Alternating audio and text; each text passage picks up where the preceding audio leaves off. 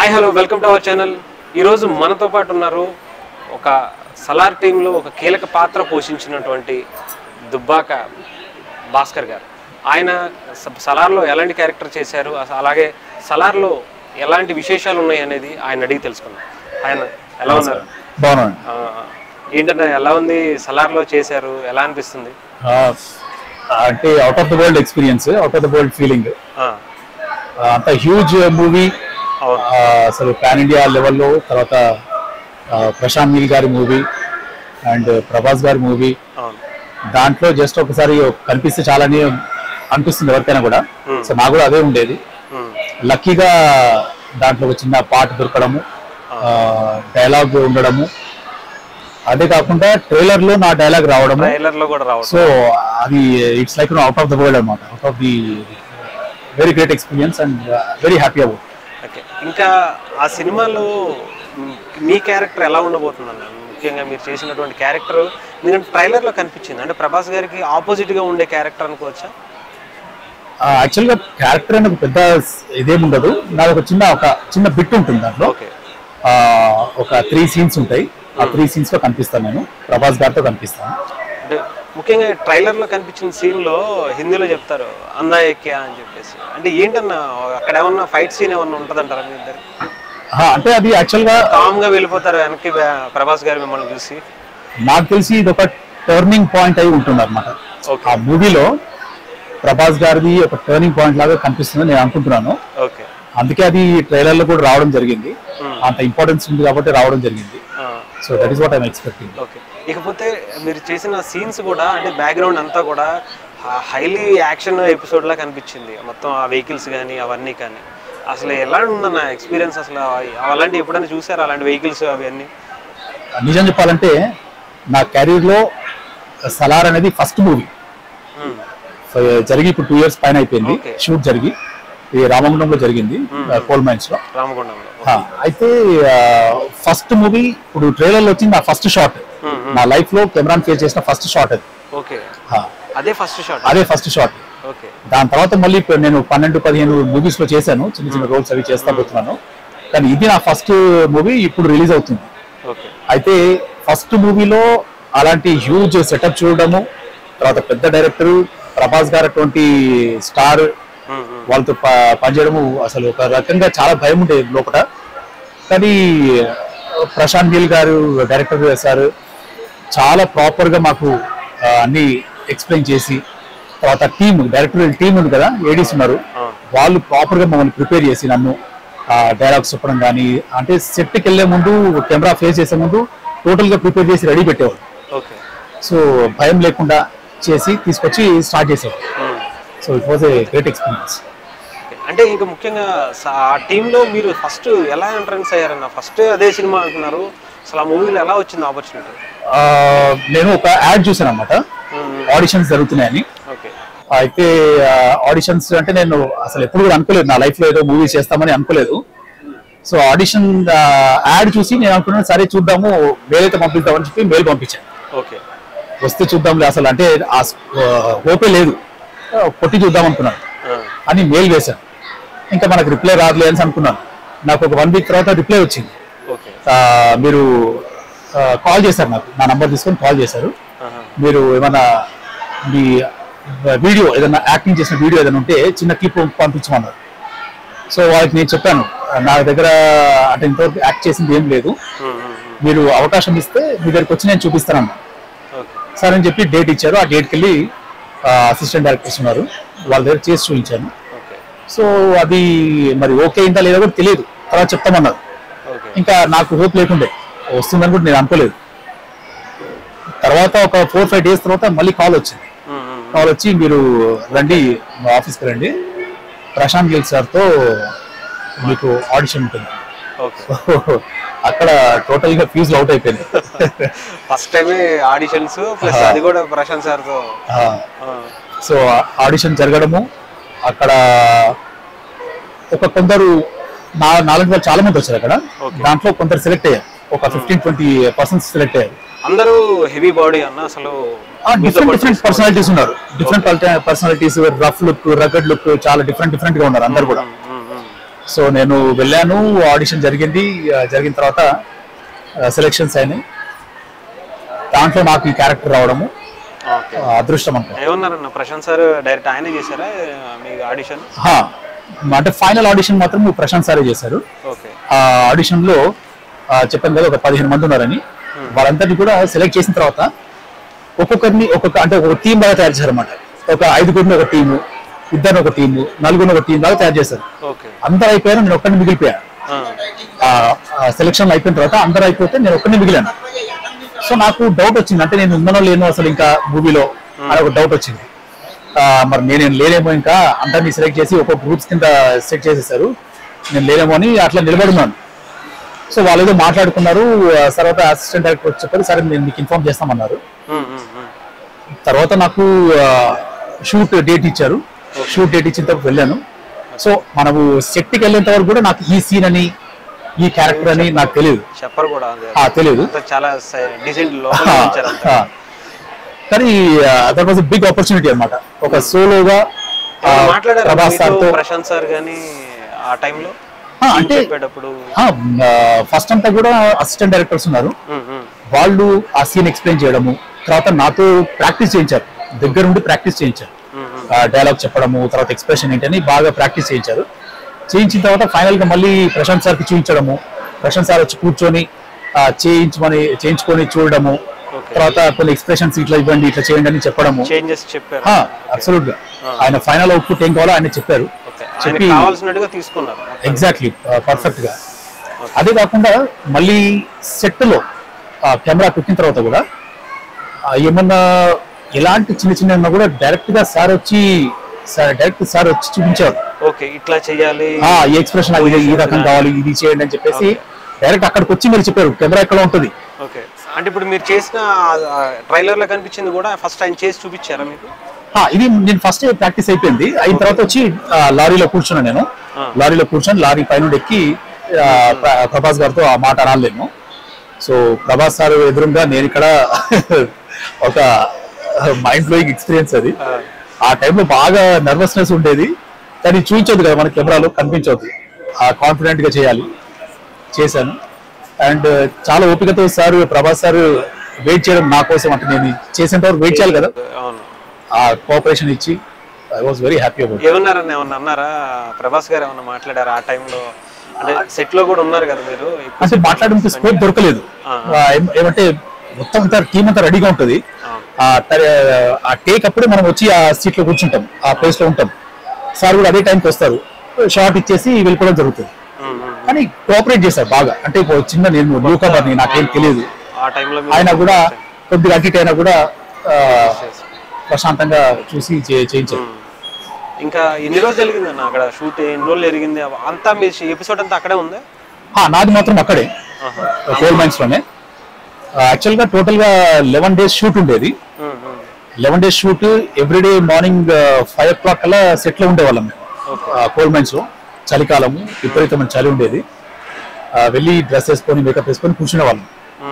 So everyday morning వెళ్ళాలి, కూర్చోవాలి, night వరకు వెయిట్ చేయాలి. నాది వస్తుందేమో అనేసి ఈ రోజు వస్తుంది అని చెప్పేవాళ్ళు ఏడీస్, అసిస్టెంట్ డైరెక్టర్స్ చెప్పేవాళ్ళు. అన్న మీది ఇప్పుడు ఇవాళ ఉంది, మీరు కరెక్ట్ గా రెడీ అయిపోయి ఉండండి అని. నేను ప్రాక్టీస్ అయిపోయి డైలాగ్ అది ప్రాక్టీస్ అయ్యి కూర్చునేవాడిని. సో ఆ రకంగా 1, 2, 3, 4, 10 రోజులు అయిపోయింది. ఇంకా లాస్ట్ 11th day ప్యాకప్ మాకు తెలుసు, ఆ రోజు లాస్ట్ డే అని తెలుసు.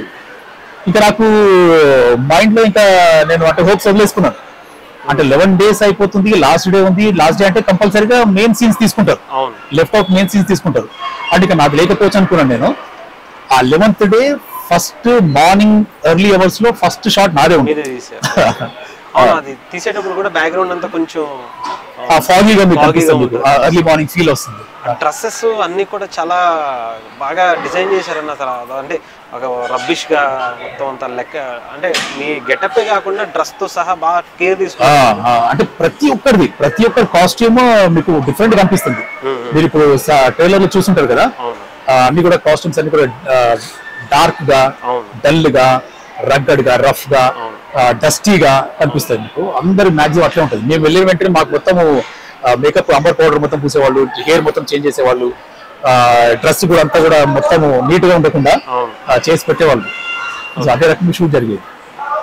ప్రభాస్ గారికి ఆయనకు సీన్స్కి వస్తే మీరు కనిపించిన ఆ సీన్లో కూడా ఆపోజిట్ వెహికల్స్లో ఆయన కూడా చాలా అంటే ఏదో ఫైట్ చేసి వచ్చినట్టుగా ఉంటుంది ఆయన ఫీలింగ్. అది ఏంటన్నా ఏమన్నా అంటే ఎక్కడన్నా ఒక ఫైట్ జరిగి వచ్చిన సీన్ లాంటిదా, లేదంటే ఆ ఏరియాకి ఎంటర్ అయినప్పుడు తీసే సీన్ అంటారా? అది నాకు కూడా ఐడియా లేదండి. ఇప్పుడు ఆ సీన్ వరకే మాకు తెలుసు, అది ఎందుకు వచ్చింది అంటే. ఆల్మోస్ట్ 11 days జర్నీ చేశారు కదా, ఎలాంటి సీన్స్ చూసారు అక్కడ? హీరోయిన్ గారితో సీన్స్ జరిగాయి, తర్వాత ప్రభాస్ గారి మదర్ సీన్స్ జరిగాయి, తర్వాత ఇంకొక విలన్ ది సీన్స్ జరిగాయి, తర్వాత కొన్ని గ్రూప్స్ మధ్యలో కొట్లాడుకోవడం జరిగింది. ఇవన్నీ చూసాం మేము. కానీ నాది ఎప్పుడు వస్తుంది, తర్వాత ప్రభాస్ గారి ఎంట్రీ దాని మీద ఎక్కువ ఆలోచన ఉండేది. అదే నాకు ఆలోచన ఉంది. అది కూడా ఎలా ఉంటుందో నాకు కూడా తెలియదు. నేను కూడా మెయిన్ స్క్రీన్ పైన చూడాల్సిందే. ఓకే. ఇకపోతే అంటే దాంట్లో మీకు బాగా కనిపించింది, మీరు చేసిన షెడ్యూల్లో ఏది బాగా హైలైట్ అనిపించింది అంటే మీరు చేసిన సీన్ కాకుండా? నేను చేసిన సీన్ కాకుండా అంటే యాక్చువల్గా నేను చేసిన సీన్ లోనే ఉంది నేను చూసింది. ఓకే. ప్రభాస్ సార్ మీరు ఫస్ట్ ట్రైలర్ లో చూసుంటారు. అవునవును.